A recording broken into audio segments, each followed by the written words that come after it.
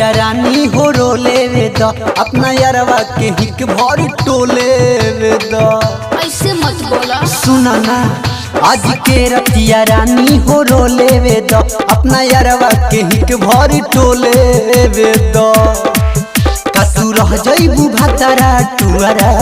पर एने सुतल पहाड़ लेके पटेल जी पुअरा पर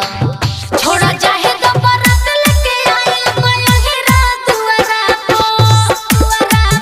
एने सुतल पहाड़ लेके पटेल जी पुअरा पर छोड़ा चाहे तो बरत लेके आइल मयहिरा दुअरा पर छोड़ा चाहे तो बरत लेके आइल मयहिरा दुअरा mix by पल्बी recording studio Parsa Bazar. हम हमार दिल जाने तीनों तोहार हो कैसे भुलाइब साला बचपन के प्यार हो बचपन के प्यार हो। बाटे मजबूरी दूरी हो तबावे तहरा से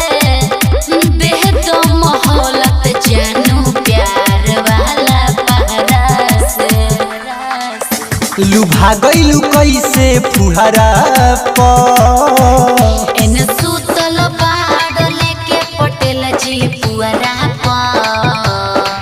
छोड़ा चाहे तो बरत लेके आइल मयहिरा दुअरा पर एने सुतल पहाड़ लेके पटेल जी पुअरा पर छोड़ा चाहे तो बरत लेके आइल मयहिरा दुअरा पर छोड़ा चाहे तो बरत लेके आइल मयहिरा दुअरा पर mix by पल्बी recording studio Parsa Bazar. छोड़े के न मन करे कुरवे में तू रह ससुरा से फोन करबू कसम खा के कह कसम खा के कह। लहलू नदान मनुनी दिस मोबाइल जाता नी तो जल्दी आइब कर एसमाइल छोड़ के लड्डू के रहबू रिंकू भुअरा पर एने सुतल पहाड़ लेके पटेल जी पुअरा पर छोड़ा चाहे तो बरत लेके आइल मयहिरा दुअरा पर एने सुतल पहाड़ लेके पटेल जी पुअरा हथ पर पगली छोड़ा चाहे तो बरत लेके आइल मयहिरा दुअरा पर